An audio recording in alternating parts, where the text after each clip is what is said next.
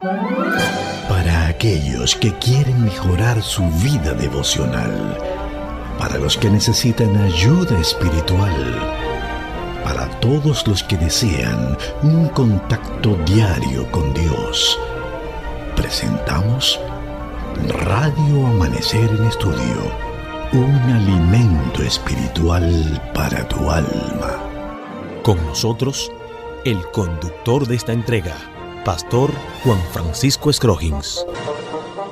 Damos la bienvenida a nuestra entrega de Radio Amanecer en Estudio. Bendiciones a cada amigo, a cada hermano que está en nuestra sintonía para compartir con nosotros el estudio de la Santa Palabra de Dios, la Biblia. Y durante toda esta semana hemos tenido un tema de mucho interés, señores. Cuántas bendiciones se ha reportado para nosotros el estudio de este tema, el arrepentimiento y el perdón, con un pasaje de la Biblia que estuvimos memorizando durante la semana, 1 de Juan 1:9, si confesamos nuestros pecados, Dios es fiel y justo para perdonar nuestros pecados y limpiarnos de todo mal. Esperamos ya que este pasaje de la Biblia, llegando al cierre de esta lección número 10 en la semana, haya sido de bendición, lo estemos memorizando y sobre todo la sustancia de este pasaje de la Biblia, el Señor esté cubriéndonos con su gracia para observar y meditar en su santa y bendita palabra. Hoy llegamos al cierre y como cada día, pues tenemos la grata presencia del doctor Cristian Veras aquí en los comentarios a estas lecciones. Pastor, muchas bendiciones, que el Señor pueda guiar sus pasos siempre. Es nuestra oración de todo corazón para que Dios también guíe su familia y sus decisiones en esta tierra. Amén. Gracias, pastor, de corazón. Agradezco al Señor por esa oración. Y en realidad, como dice, oraos los unos por los otros. La mía para usted es que Dios le dé el doble de lo que me deseas. Amén. Muchísimas gracias. Amén, amén. Para ustedes, amigos y hermanos, un abrazo fraternal. Gracias por sintonizar Radio Amanecer en Estudio en este día especial. Que Jehová llene tu vida de paz y alegría. Oramos. Nuestro Dios y Padre Celestial, bendito Salvador, tu nombre es glorificado, exaltado, bendito por siempre, y por eso te alabamos. Muchas gracias por tu justicia imputada a cada uno de nosotros, y gracias porque en este día maravilloso podemos contar con tu presencia divina. Es en el nombre de Jesús que oramos. Amén.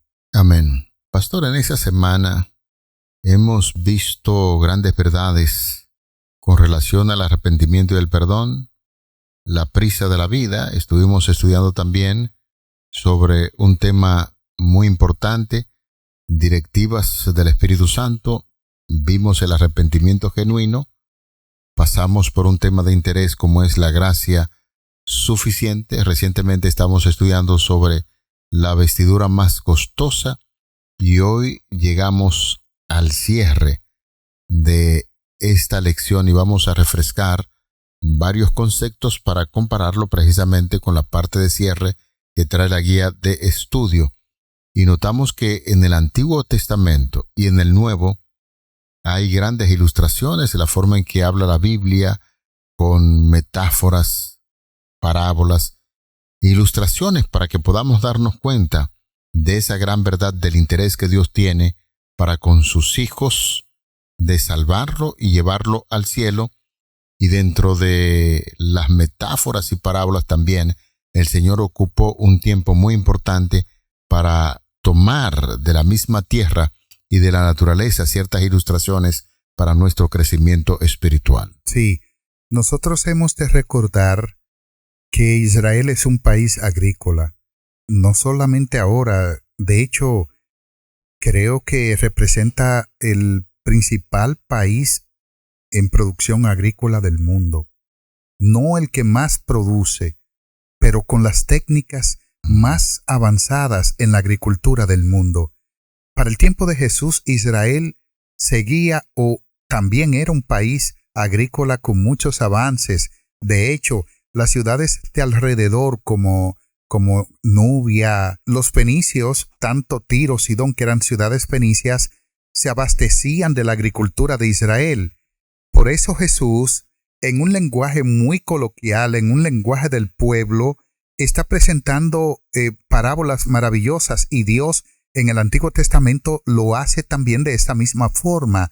En el libro de Oseas, el capítulo 10, versículo 12, que de hecho tuvimos profetas que eran agricultores, y es el caso, Oseas capítulo 10, versículo 12, donde habla, sembrad para vosotros en justicia. Una siembra es algo que se hace después de preparar un terreno. ¿Cómo sembraba Israel? Ellos hacían surcos, lo hacían antes de la siega o antes de la siembra, naturalmente, y entonces venía lo que se conocía como la lluvia temprana. Esta lluvia temprana, que era entre octubre y noviembre, en el otoño, pues ablandaba el terreno para la siembra y se hacían los surcos, y entonces se sembraba, germinaba e iba creciendo. Durante ese periodo caían lloviznas importantes que permitían el crecimiento del trigo, de la cebada, del maíz, de todos esos productos. Y entonces cuando llegaba la lluvia tardía, que era cuando estaba a punto de madurar y hacía que la cosecha madurara en sí y se preparara para ser recogida o recibida, era entre marzo y abril. Aquí tenemos, pastor, que el profeta está haciendo un llamado a sembrar. Sembrad para vosotros en justicia. Qué fascinante es que usted, un texto que le agrada bastante y que lo cita, de Gálatas 6:7, 6:7, donde dice que no os engañéis, todo lo que el hombre sembrare, eso también, ¿qué cosa? Segará, Dios no puede ser burlado. Eso es así, pastor. Por eso cuando escuchaba su comentario muy atento, veía ese texto, señores, qué belleza para ilustrar grandes verdades en lo que tiene que ver con nuestro crecimiento espiritual y la aplicación que los profetas y el mismo Señor Jesucristo hacía, como usted mencionaba. Note usted que dice, segad para vosotros en misericordia, haced para vosotros barbecho, porque el tiempo de buscar a Jehová hasta que venga os enseñe justicia. En definitiva, notamos aquí, pastor y amigos oyentes, que el profeta está utilizando ese lenguaje de la agricultura, y me gustó mucho los datos que usted está ofreciendo sobre Israel como un pueblo evidentemente que pudo explotar al máximo la agricultura porque el Señor dio sabiduría a este pueblo, y aunque el pueblo fue rechazado, sin embargo el conocimiento queda y la praxis o la práctica que ellos hacían en torno a la agricultura están ahí, y esto se hace con el propósito de explicar dicho proceso de transformación interior y profunda que debía producirse en el pueblo. Sembrad en justicia se refiere a nuestras acciones, a las decisiones y prioridades que hacemos día a día. El pasaje invita a sembrar actos de rectitud, obediencia a Dios y trato justo hacia los demás. Segad en misericordia, la siega es la cosecha. Quien siembra justicia, cosechará ¿qué cosa? Amor inagotable, el favor, la misericordia de Dios. Haced barbecho. El barbecho en la tierra dura, compacta y llena de maleza que ha estado abandonada. Para poder sembrar de nuevo, el agricultor, pastor y amigos oyentes, lo que debe hacer es romper esa costra dura con el arado. Espiritualmente representa romper la dureza del corazón, el orgullo y la indiferencia mediante el arrepentimiento sincero. Habla de un término, es tiempo de buscar a Jehová. Señala en sentido de urgencia, no es una tarea para después. La reconciliación con Dios requiere prioridad absoluta en este momento, hoy, y también podemos ver dentro del texto que citamos y que ambos tuvimos la oportunidad de leer, donde se habla de que hasta que venga y os enseñe justicia, Dios responde a la búsqueda del ser humano, viniendo como una lluvia de restauración. En otras traducciones se lee hasta que venga y haga llover justicia sobre vosotros, derramando su gracia, guía y salvación. Muy cierto, pastor. Está Oseas hablando acerca de lo que tiene que ver con la siega de la justicia, de la misericordia. Ahí aparecen los términos Yezreel, que es el término que tiene que habla de justicia. Aparece el Yesed, que es la misericordia, y aparece la palabra barbecho. Primero me gustaría tratar lo que tiene que ver con misericordia y justicia. En el Evangelio de Mateo, el capítulo 23, versículo 23, Jesús hablando a los escribas y fariseos, los condenó porque ellos diezmaban, pero descuidaban la justicia y la misericordia, y Jesús colocó estos dos elementos muy en alto, indicando que nosotros debemos tener justicia, misericordia, porque Israel, por ejemplo, fue un país que descuidó bastante lo que tenía que ver con estos dos elementos de la justicia, lo que tiene que ver con la justicia y la misericordia. Y entonces está también hablando del barbecho, que era una técnica agraria. El barbecho es una técnica que consiste en dejar descansar una parcela de tierra sin sembrarla durante uno o varios ciclos vegetativos. Sí. Y entonces el profeta está utilizando esta metáfora agraria para hablar de elementos esenciales en la vida nuestra como cristianos que no debemos descuidar, y que de hecho puede ser que el descuidarlo nos conlleve a algún resultado nocivo en nuestra propia vida, no solo espiritual, sino también física. Pastor, en el momento en que usted está hablando de esta forma, lo siento hablar del contexto histórico en que se pronuncian esas palabras, y eso es muy importante. De usted y varios expositores de la palabra de Dios hemos aprendido que cada vez que nosotros vamos a tocar un texto bíblico, uno tiene que familiarizarse con el contexto histórico, en lo gramatical, entre otras cosas, para poder entender bien el mensaje que se está estudiando. Y esto de Oseas, el capítulo 10, el versículo 12, tiene que ver mucho también con el contexto histórico. En el momento en que este profeta está realizando sus predicciones, el reino del norte, especialmente Israel, vive una época de gran prosperidad en términos material, pero de profunda decadencia moral, una crisis en términos espiritual y moral, idolatría e injusticia social, lo que se estaba viendo en ese entonces. El pueblo confiaba en sus riquezas, en sus alianzas militares y en dioses falsos, como es el caso de Baal. Oseas les advierte que si continúan sembrando maldad, cosecharán destrucción, lo cual ocurrió poco después con la invasión asiria. Versículo 12 es un oasis de esperanza en medio del juicio, una última oportunidad para limpiar el terreno del corazón antes que sea tarde. Y recuerdo que usted citó uno de los pasajes bíblicos preferidos de este servidor, que es el de Gálatas 6:7. Es indudable, pastor, que el hombre tiene que enfocarse siempre en un accionar a favor de Dios, a favor de los demás. Y eso que se va sembrando, pues tarde o temprano se va a cosechar. En este sentido, es importante nosotros reflexionar si el interior se ha vuelto duro o indiferente ante las necesidades que tienen los demás o los principios espirituales. Todo lo que nosotros hacemos tiene consecuencias. Si sembramos egoísmo, cosecharemos soledad. Si sembramos rectitud, cosecharemos paz. El camino requiere el esfuerzo activo de romper con los viejos hábitos negativos, arar la tierra para que la semilla de una vida nueva pueda crecer y dar frutos abundantes para el Señor y para nuestros semejantes.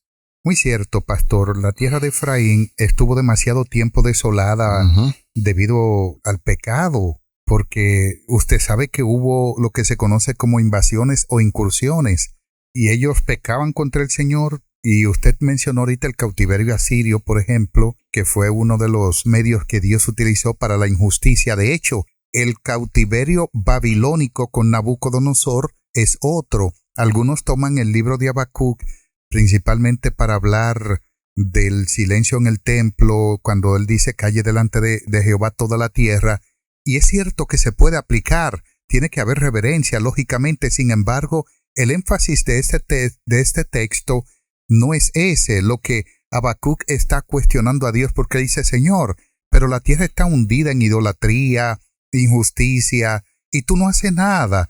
Entonces Dios le responde al profeta y le dice: he aquí que yo traigo al Nabucodonosor, rey de Babilonia, para que castigue la tierra. Y entonces el profeta dice: yo no te entiendo, porque es cierto que Israel está mal, está en pecado, ha declinado en su justicia, pero oye, Babilonia es 100 veces peor. ¿Cómo tú vas a castigar, a traer a alguien para que castigue a otra nación mucho menos impía que Babilonia? Y entonces el Señor le responde y dice: Jehová está en su santo templo, calle delante de él toda la tierra. Le está diciendo: si tú no sabes lo que yo estoy haciendo, quédate tranquilo, cállate, espera en Jehová y ve. Y es aquí como Efraín se encuentra desolada en algún tiempo y da lugar, por supuesto, a que el cultivo divino que había sido desarraigado, y que de hecho el propio cultivo divino, cuando estaba, desarraigó las cizañas, desarraigó las raíces de los males nacionales, de los sociales o individuales, y son expectativas que viene como una renovación espiritual y una reforma religiosa radical. Lo que está pasando aquí en Oseas es una reforma radical espiritual que Dios está trayendo a Israel y que le está presentando a través del profeta, que es la justicia y la misericordia de Jehová, que deben ser implantadas por todo cristiano y en toda nación. Debe ser implantada por todo cristiano y toda nación. Es posible que muchas personas nos estemos centrando, pastor, en esa parte de aplicación para el pueblo de Israel. Y durante toda la semana hemos tratado temas que no solamente tienen que ver con la parte teórica, lo que ya aconteció y lo que conocemos. Y ahora, ¿cuál sería la aplicación para nosotros en este tiempo? En la semana hay que refrescar para ir muy a tono con lo que es la parte de cierre que estamos estudiando, cuando decíamos en el título general de la lección número 10, que estamos llegando al final, dice: arrepentimiento y perdón. Y el texto bíblico: si confesamos nuestros pecados, Dios es fiel y justo para perdonar nuestros pecados y limpiarnos de todo mal. Reconocemos sencillamente que el ser humano, la raza humana separada de Dios, como lo hemos visto durante la semana, necesitamos una vestidura bien costosa. Recientemente estábamos hablando acerca de la situación de muchas personas en el mundo que reflejan lo que hay en su interior para hacer algún tipo de proyección de su persona, de su orgullo, y eso se ve en todo estrato social. Ricos y poderosos quieren demostrarlo de esa manera, pero hay un hondo vacío. Ese vacío también se produce en todo ser humano, en todo el pueblo. ¿Cuál, según usted, podría decirnos su opinión de lo que nosotros podríamos aprender en esta semana, algún tipo de aplicación personal de lo que hemos estudiado en la misma? Claro. Lo primero que quisiera decir es que Israel había sembrado impiedad, iniquidad. Por ejemplo, Manasés llenó las calles de Jerusalén de sangre inocente, y es la queja de Dios contra su pueblo. La impiedad, la injusticia que había sembrado en sentido general. Y el versículo 13 del mismo capítulo que estamos estudiando de Oseas, del capítulo 10, mire lo que dice: habéis arado impiedad. Si utiliza el profeta acá una metáfora agraria para hablar de que siembren en justicia, de que sieguen en misericordia, lógicamente está haciendo un llamado a sembrar, porque si se siega, se siembra. Sembrad y segad. Ahora bien, ¿qué cosecharon ellos al sembrar impiedad? Cosecharon mentira, cosecharon alboroto, cosecharon destrozamiento del mismo pueblo, fue perseguido, fue maltratado. Y una aplicación general que pudiésemos dar en el día de hoy, de toda la semana, es que nosotros debemos arrepentirnos de nuestra vida pasada, que al arrepentirnos encontramos perdón en Dios. Hay perdón en Jesús para cada persona que se arrepiente. No importa lo lejos que hayas ido, no importa lo que hayas hecho en el pasado. Si hoy vienes al Señor arrepentido, Él tiene misericordia de ti y te perdona. Debemos también tomar como aplicación la prisa de la vida. En este mundo que va tan aprisa, nosotros debemos bajarnos de ese tren y subirnos al tren de Dios que nos lleva cada día en lo que debemos hacer. Debe haber tiempo en nuestra vida cotidiana para dedicar al Señor, al estudio de la Biblia, a la oración, a la familia, el recreo. Todo eso es necesario. También debemos dejarnos dirigir por el Espíritu Santo, y quisiera hacer énfasis en que la gracia de Cristo es suficiente para que nosotros podamos encontrar lo que nos falta. No tenemos que ir a ningún otro lugar. Cristo es suficiente. Por eso le dijo a Pablo, bástate mi gracia. Y también, pastor, debemos vestirnos con la vestidura del cielo, esa vestidura que ha sido confeccionada no en ningún telar de una sastrería humana, sino en el taller de sastrería del cielo, donde Cristo confecciona justo el vestido que necesitamos para vivir una vida piadosa ante Dios. El pueblo en aquel entonces históricamente tenía un santuario donde acudir, y allí tenía un sacerdote en representación de nuestro amado sumo sacerdote Cristo Jesús, e iban al santuario. En la guía de estudio, en la fase final, hay una pregunta muy importante que compartimos con ustedes para ir haciendo ya la aplicación de cierre. ¿Cómo se relaciona el manto de justicia de Cristo en el mensaje del santuario acerca del perdón divino y la purificación del pecador arrepentido? ¿Y en qué medida nosotros comprendemos la belleza y la riqueza de este mensaje? El apóstol Pablo también enseña en su carta a los hebreos que ya no hay que acudir a ningún santuario terrenal porque ya desapareció, y que todos tenemos la oportunidad de acudir directamente ante el sumo sacerdote Cristo Jesús sin necesidad de ningún medio o alguna persona que pueda interceder por nosotros, porque desde el cielo Jesucristo en su santuario nos invita, cuando estamos sinceramente arrepentidos, a acudir a Él para el perdón de los pecados. Y ahí está la belleza. Identificar nuestros pecados en respuesta a esos impulsos del Espíritu Santo y entregarnos a Dios en arrepentimiento son componentes vitales de una relación pujante con Dios. Eso es en la parte final que nos enseña la guía de estudio. Esta parte la hemos citado textualmente. De manera que hoy, pastor y amigos oyentes, así es de urgente la necesidad de un arrepentimiento, un pecado que nos asedia, que nos agobia, pero un perdón divino que sobrepasa por mucho los efectos del pecado, porque con la muerte de Jesús y su intervención en el santuario hoy podemos vivir esa gracia perdonadora, esa gracia que proviene del cielo, para que nosotros podamos vivir con esa libertad. Así es. Cuando usted hablaba del manto de justicia de Cristo con relación al mensaje del santuario, es un lenguaje metafórico. No está hablando del manto de Turín ni nada por el estilo. O sea, el manto que Jesús usaba, que de acuerdo a algunos apareció en un lugar llamado Turín, y que hasta lo utilizan hasta para sanidades. Eso es lo mismo que tomar la Biblia, ¿no? Para esas cosas, como hechicerías y eso. El poder de Cristo y su justicia no es magia.